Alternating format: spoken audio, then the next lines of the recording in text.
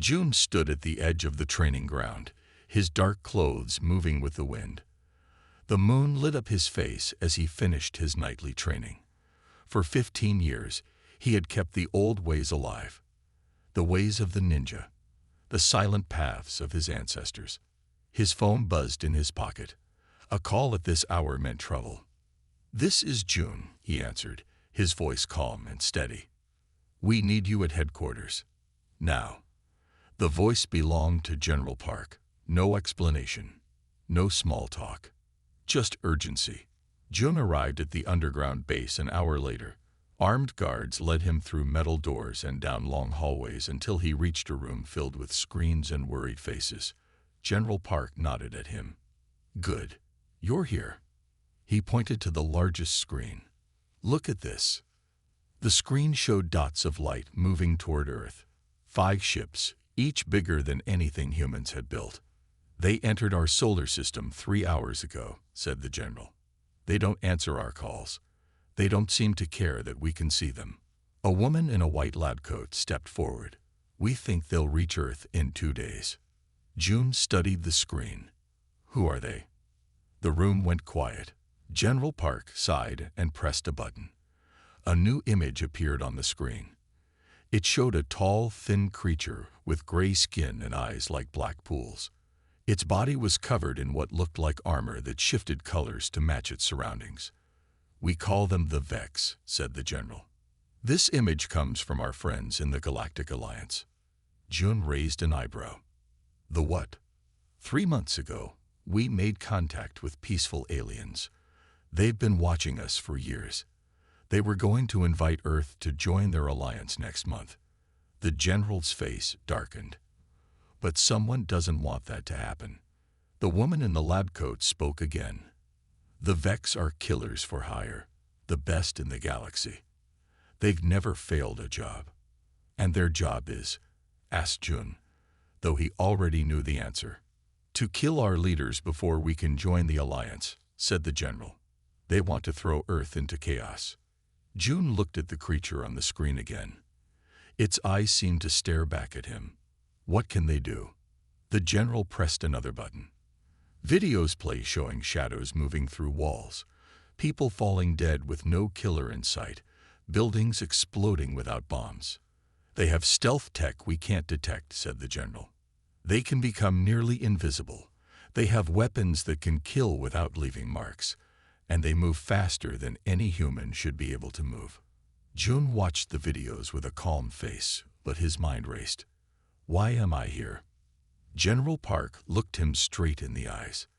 "Because we need someone who can fight what we can't see, someone trained in the old ways, someone who can sense what machines cannot."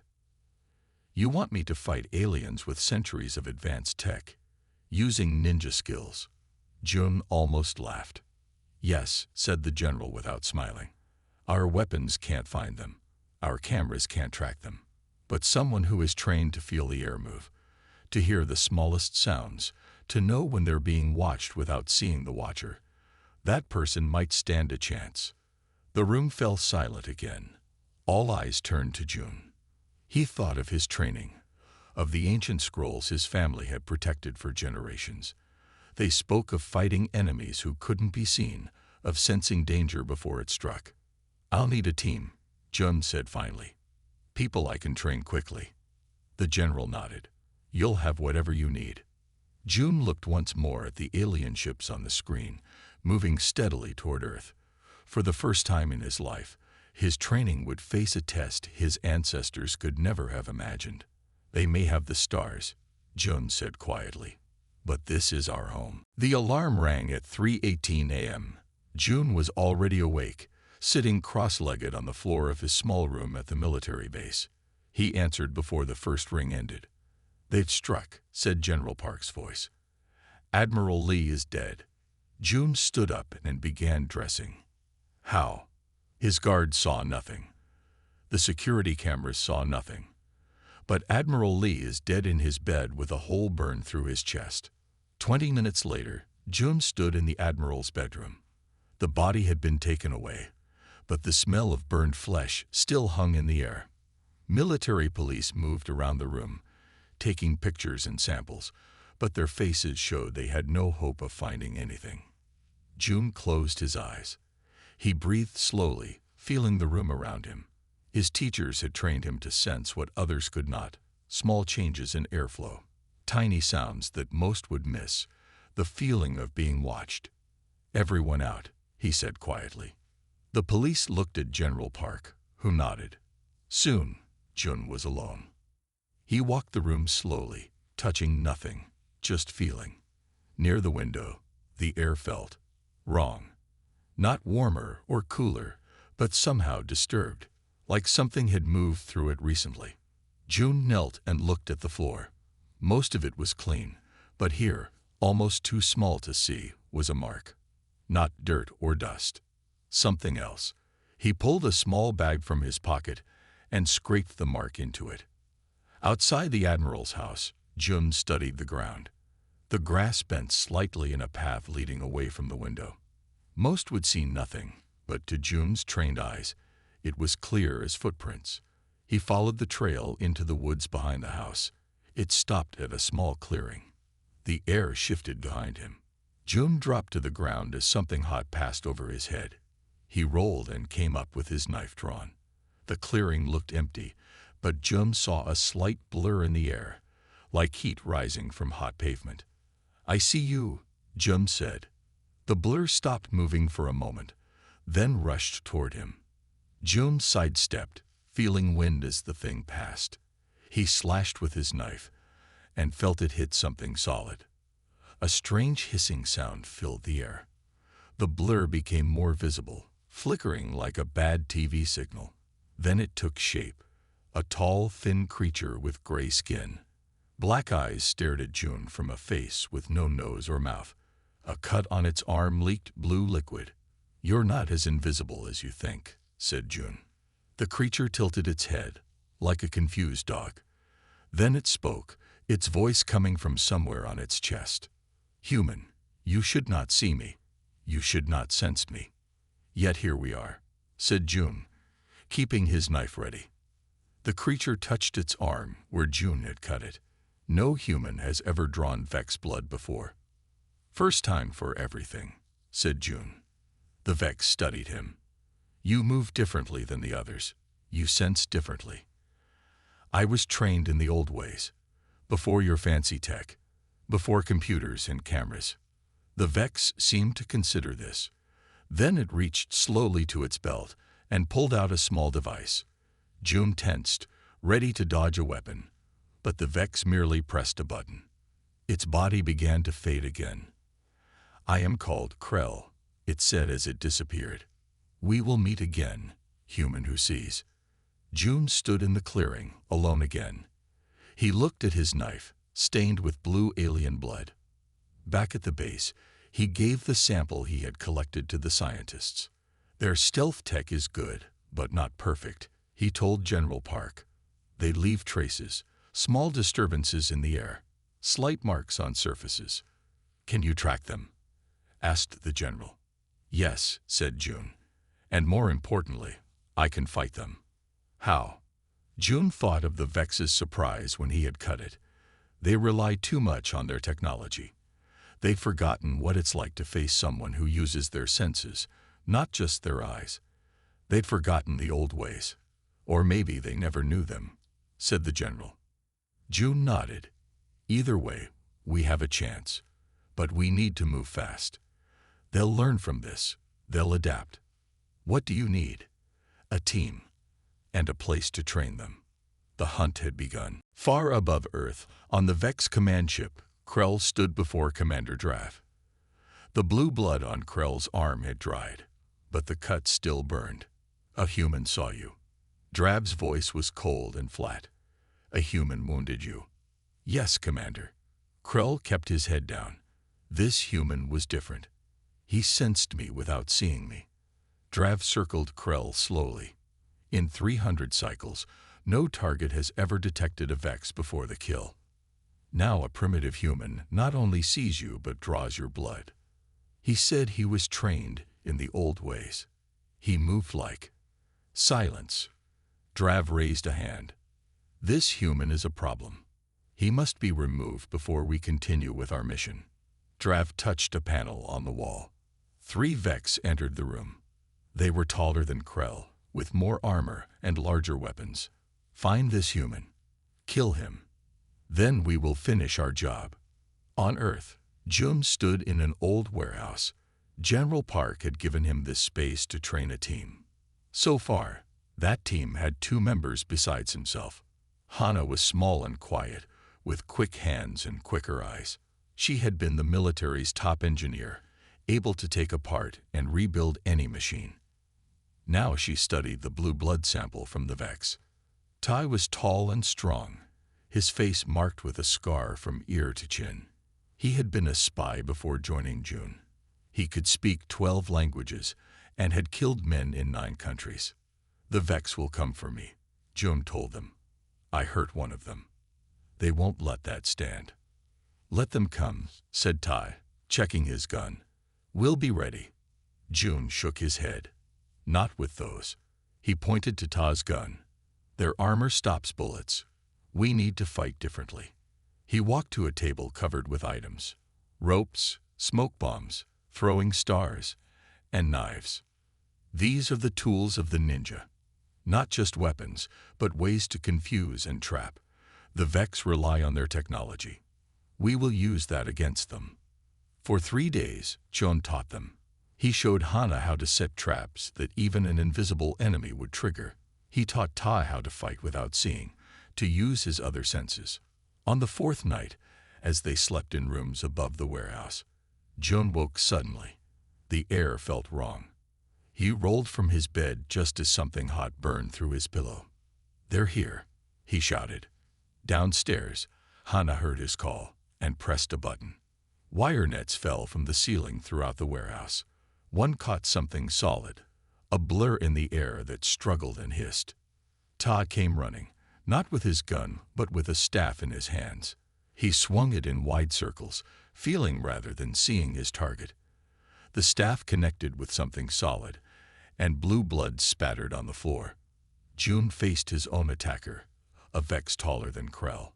It moved fast, its weapon firing beams of energy that cut through walls like paper. But Jun moved like water, never where the Vex expected him to be. He threw a smoke bomb. The thick smoke didn't hide Jun from the Vex, but it showed the Vex's shape as it moved through the air. Jun's knife found its mark in the Vex's throat. Blue blood poured out as it fell. When the fight ended, 2 Vex lay dead. A 3rd was caught in Hana's net, struggling to free itself. Should we kill it? Asked Ta, holding his staff ready. No, said Jun. We need to learn about them. He looked at the captured Vex. And it needs to learn about us. Hana examined the Vex weapons and armor. I can study these. Maybe find weaknesses. Jun nodded. Good, because they'll send more. And next time, they'll be ready for our tricks. So will we be ready for theirs, said Ta. High above, Drav received the news. 2 elite killers dead, 1 captured. All because of 1 human and his small team. For the first time in his long life, Drav felt something new. Worry. The captured Vex hung in chains made of steel and copper. It had not spoken for 3 days. It did not eat or drink. It just watched with black eyes that never blinked. Hana worked at a table nearby, taking apart the Vex armor piece by piece. This is amazing, she said to Jun. It bends light around it, but that's not all. It also absorbs sound and heat. Jun looked up from cleaning his knives. Can we use it? Hana held up a small device from the armor. Maybe, but we need to understand how it works first. Ta entered the room, carrying papers. I found something, he said. A message sent to our government yesterday. Jun took the papers. They showed pictures of strange ships, ships that were not Vex. What is this? Asked Jun. The Galactic Alliance, said Ta. They say another alien race hired the Vex to kill our leaders, a race called the Mikari. They fear that if Earth joins the alliance, we will upset the balance of power. Jun studied the images, so we have enemies we've never met. Enemies who would rather kill us than talk to us, added Hannah. June turned to look at the Vex prisoner. Then we need to send them a message they will understand. That night, June sat cross-legged before the prisoner. Your friends will come for you, he said. The Vex tilted its head but said nothing. When they do, they'll find no one here, continued June, because we're taking the fight to them. For the first time, the Vex spoke. Impossible. You cannot find our ship. You cannot reach it. June smiled. Your armor told us where to look. Your weapons showed us how to hide. The Vex pulled at its chains. You lie. June stood and walked closer. Your stealth system has a flaw. It needs to reset every few hours. It makes a small pulse that we can detect now that we know what to look for. Fear showed in the Vex's eyes for the first time. In the morning, June, Hannah, and Ta met with General Park. It's too dangerous, said the general after hearing their plan. We should use what we've learned to defend our leaders, not attack their ship. Defense will not be enough, said June. They will keep coming until they succeed, or we stop them at their source. How will you even reach their ship? Asked the general. Hannah stepped forward with a small device. We modified their stealth technology. We can hide one small craft. And once you're there, I'll go alone, said June.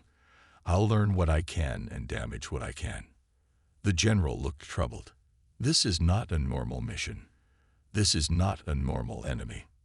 That's why normal soldiers can't do it, said June. But I can. That night, a small craft left Earth. It did not show on any radar. It moved silently toward the Vex command ship.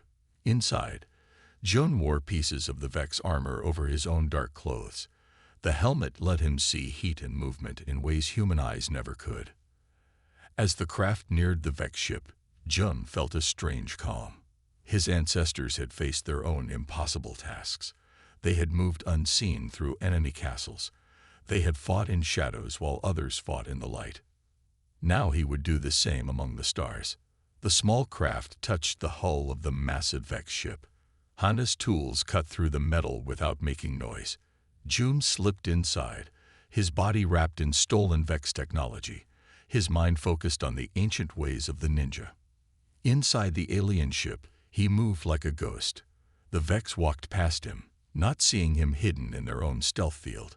He was the shadow among shadows, the silence within silence.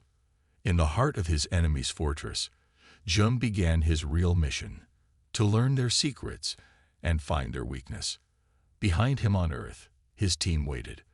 Before him lay dangers no human had ever faced. But for now, he was the blade that moved without sound, the weapon that struck without warning. He was Ninja. The inside of the Vex ship was cold and dark. June moved through narrow halls that seemed to be made of black metal. His breath made no fog in the cold air. The stolen Vex mask he wore took care of that. He passed rooms filled with strange machines. Some held weapons that glowed with blue light. Others had screens showing maps of Earth, with red dots marking important places.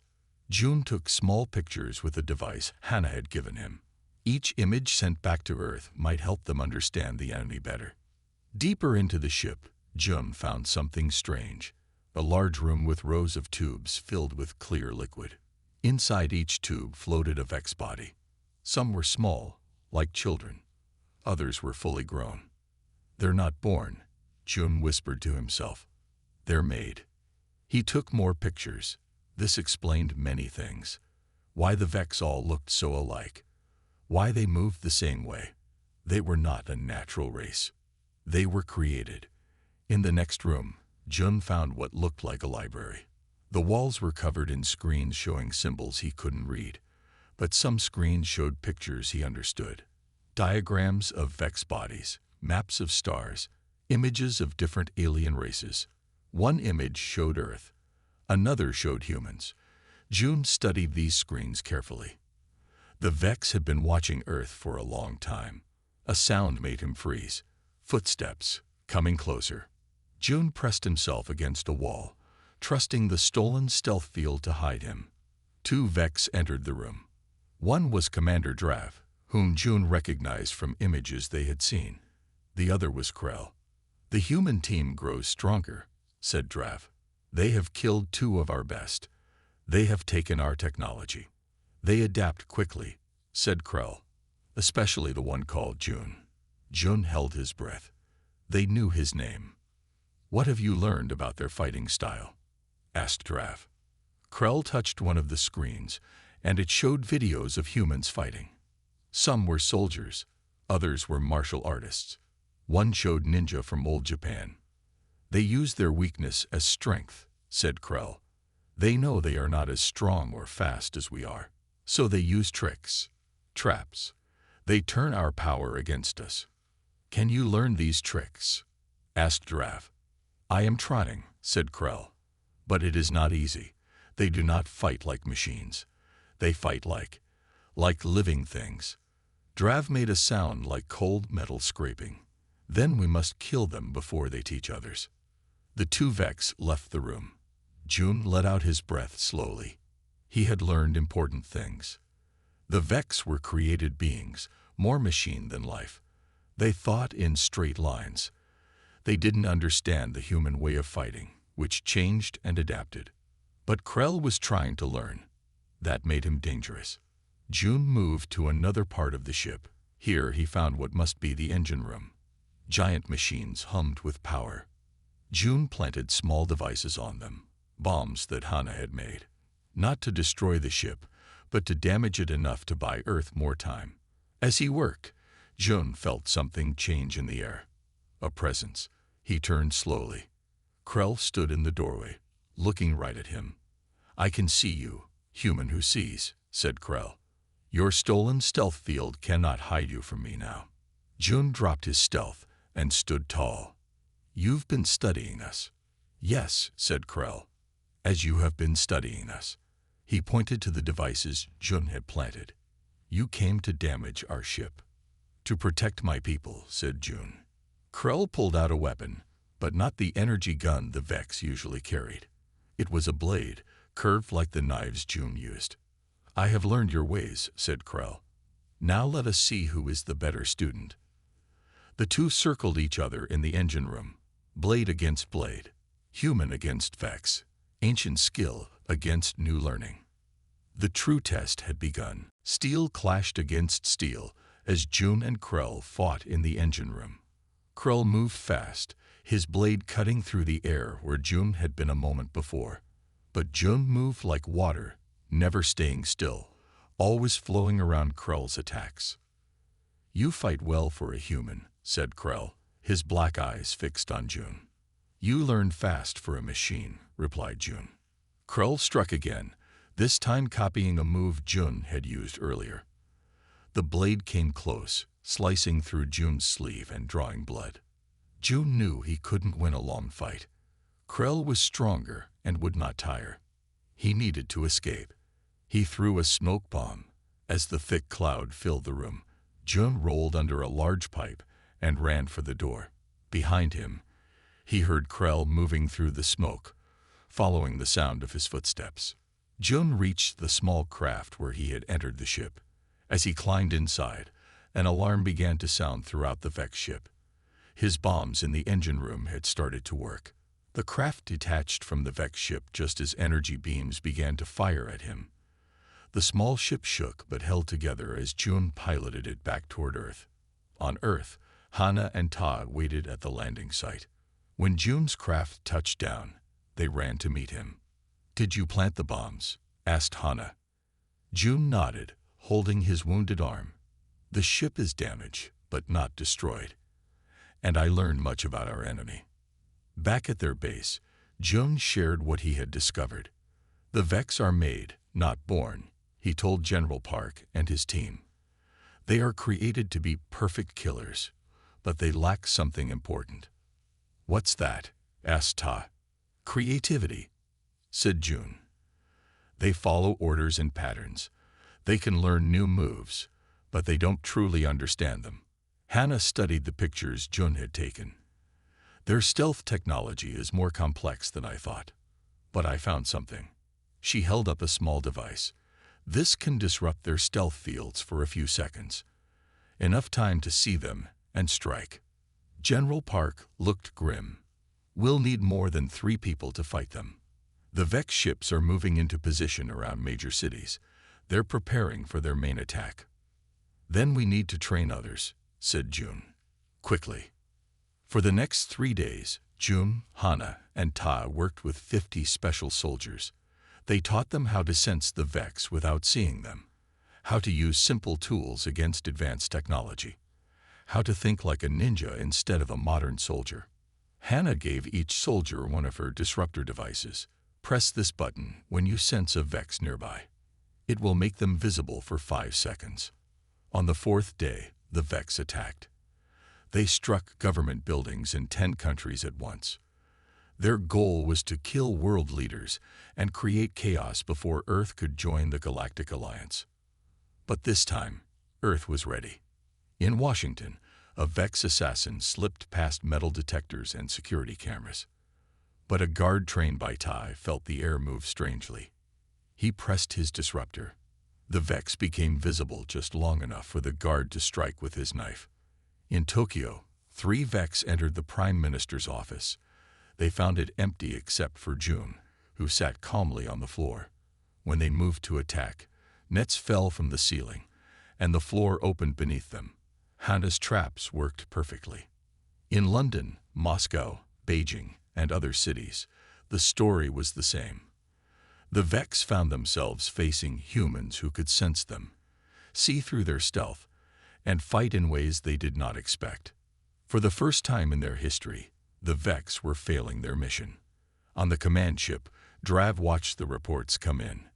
Half his assassins dead or captured, the others forced to retreat, all because of humans using simple tools and ancient fighting arts. They should not be able to defeat us, he said, his voice cold with anger. Our technology is centuries beyond theirs. Krell, standing nearby with a bandage on his arm where June had cut him, said quietly, "Perhaps technology is not everything, Commander." Drav turned to Krell, his black eyes narrowing. "Then we must change our approach. If we cannot kill their leaders one by one, we will strike at all of them at once." "How?" asked Krell. "Prepare the World Killer," ordered Drav. "It is time to show the humans what real power is." The emergency meeting room was filled with military leaders from around the world. On screens above them, satellite images showed the Vex ships moving into new positions. "The good news is we stopped their assassins," said General Park. "The bad news is they're not leaving." June studied the images. "They're planning something bigger." A young officer ran into the room. "Sir, we're receiving a transmission from the Vex command ship. They want to speak with." He looked at June, the one called June. All eyes turned to June. He nodded. "Put them through." The largest screen flickered, then showed Commander Drav's face. His black eyes seemed to stare at each person in the room at once. "Humans," said Drav, his voice cold and metallic. "You have proven more troublesome than expected." "Sorry to disappoint you," said General Park. Drav ignored him, focusing on June. "You, ninja, you have studied our ways. We have studied yours. This conflict between us follows an old pattern." "What pattern?" asked June. "When 2 great forces meet, they must test each other. Test their strength, their skill." Drav tilted his head. "In the old stories of your people, did not warriors sometimes fight alone to decide the fate of armies?" June understood. "You're challenging me to single combat." "Yes," said Drav. "You and I will meet. One battle to decide this war." The room burst into argument. "It's a trap," said one general. "We can't trust them," said another. June raised his hand for quiet. "What are your terms?" "If you win, the Vex will leave your world forever. If I win, your leaders will surrender to us." General Park shook his head. "We can't agree to." "I accept," said June. The room fell silent. "Good," said Drav. "We will meet on the abandoned space station in Earth's orbit. Come alone. In 12 of your hours." The screen went dark. "Have you lost your mind?" General Park grabbed June's arm. "This is suicide." "No," said June. "This is what I was trained for. My whole life has led to this moment." Hannah stepped forward. "At least let us help you prepare." For the next 12 hours they worked. Hannah modified June's armor with the best of human and Vex technology. Ta helped him practice against a moving target that mimicked Drav's speed and strength. As the time approached, June sat alone in meditation. The old masters taught that the mind must be still before battle, clear like water, sharp like a blade. A small craft took June to the space station. It had been abandoned years ago when newer stations were built. Now it floated empty and silent, a perfect place for their duel. June entered through an airlock. The inside was dark, lit only by emergency lights. He moved carefully, senses alert for any trap. In the main control room, Commander Drav waited. He was taller than the other Vex, his armor more ornate. In his hands he held two weapons, an energy blade and a small gun. "I see you came with only traditional weapons," said Drav, looking at June's sword and throwing stars. "The old ways have served me well so far," replied June. Drav placed his gun on a nearby table. "Then I will fight you with only one weapon as well, to show you respect." June bowed slightly. "Let's begin." They circled each other slowly. Drav moved with machine precision. Each step measured exactly. June moved more naturally, like flowing water. Drav struck first, his energy blade cutting through the air with a sound like tearing cloth. June dodged, feeling the heat of the blade as it passed his face. The duel had begun. Two warriors, two worlds, two ways of fighting. Each movement was a question, each strike an answer. June knew that Drav was stronger and faster. But June had something the Vex commander did not. A lifetime of adapting, of changing his style to meet new challenges. As they fought across the control room, June began to see patterns in Drav's attacks. The Vex commander was good, but predictable. Like a program running its code. "You fight well," said Drav between strikes. "But you cannot win. I was made for this." "That's your weakness," said June, ducking under a blow. "I was not made. I was taught. I grew. I changed." Their blades locked together. Steel against energy. Earth against stars. The fate of a world hung in the balance. Sparks flew as June's steel blade scraped against Drav's energy weapon. The force pushed June back, his boots sliding on the metal floor of the space station. Drav pressed forward, each strike more powerful than the last. "You tire, human. I do not." June breathed hard, but kept his face calm. "True, but that means I must end this quickly." He threw 3 small stars at Drav. The Vex commander blocked them easily with his blade, but in that moment, June dropped and swept his leg, knocking Drav off balance. As Drav stumbled, June's blade cut across his arm. Blue blood floated in small drops in the low gravity of the station. Drav looked at his wound with surprise. "First blood to you, ninja. But it will not matter." The Vex commander touched a panel on his armor. A screen on the wall lit up, showing images of Earth cities. Small red dots blinked in each one. "While we fight here, my ships have placed devices in your cities. Bombs that cannot be seen or detected by your primitive technology." June kept his face still, showing no emotion. "You said this duel would decide our fate." "And so it will," said Drav. "If you surrender now, I will not activate the bombs. If you continue to fight." He let the threat hang in the air. June seemed to consider this. Then he smiled slightly. "You Vex think you know humans, but you don't understand us at all." "What do you mean?" "While I'm here with you, do you think my team is sitting idle?" Back on Earth, Hannah and Ta worked frantically in their command center. They had expected Drav would cheat.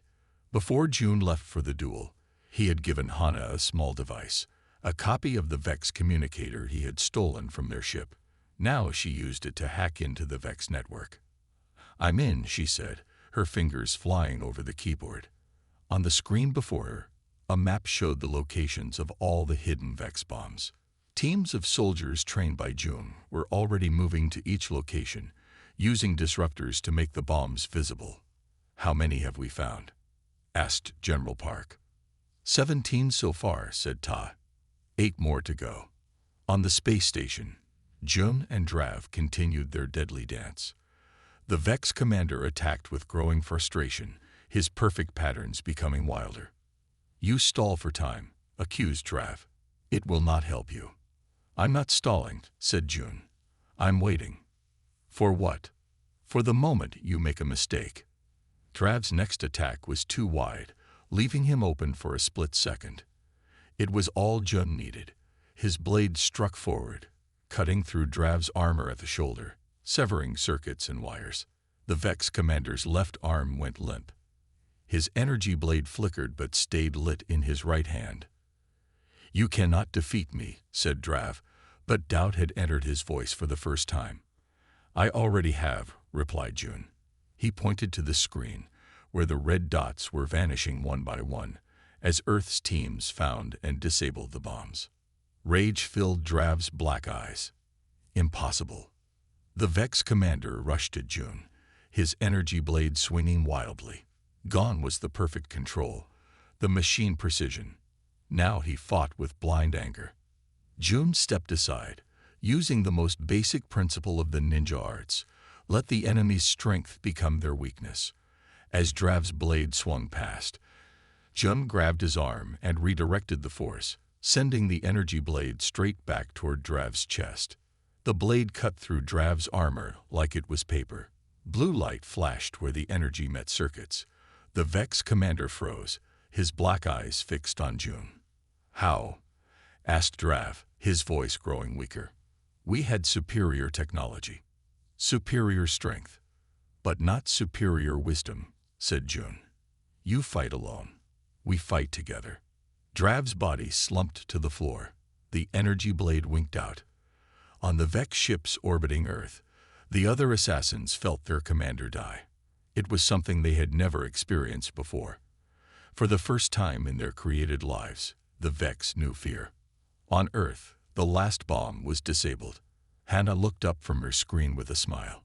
"We did it. All bombs neutralized." General Park turned to a communications officer. "Send a message to the Vex ships. Their commander is dead. Their bombs are disabled. Earth is still standing." In the silence of the space station, Jun stood over his fallen enemy. The duel was over. Earth had won. 1 week after Drav's death, Jun stood in a large meeting room. Around the table sat world leaders and military commanders. On screens along the walls, images showed the Vex ships still in orbit around Earth. "They haven't left," said General Park. "They haven't attacked either. They just wait. They don't know what to do," said Jun. "Their commander is dead. Their mission has failed. This was never supposed to happen." A young officer entered the room. "Sir, we're receiving a transmission from the Vex ships." The main screen flickered to life. Krell's face appeared, his black eyes reflecting the light of the ship around him. "Human leaders," said Krell. "I speak for the Vex now." "Are you here to surrender?" asked one of the world leaders. "The Vex do not surrender," said Krell. "But we also do not know how to proceed. Our mission has failed. Our commander is dead. This has never happened before." Jun stepped forward. "What do you want, Krell?" "To understand," said the Vex.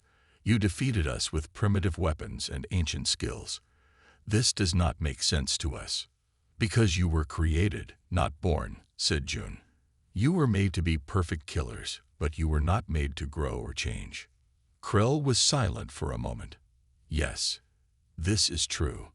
We have studied your ways since coming to Earth. You adapt. You change. You work together in ways we cannot." "So what happens now?" asked General Park. "Do we keep fighting, or do you leave Earth as Drav promised?" "I propose something else," said Krell. "Something that has never been done before." Everyone in the room tensed, ready for some new threat. "I propose we learn from each other." Surprise filled the room. The world leaders looked at each other in confusion. "What do you mean?" asked June. "The Vex have technology you need.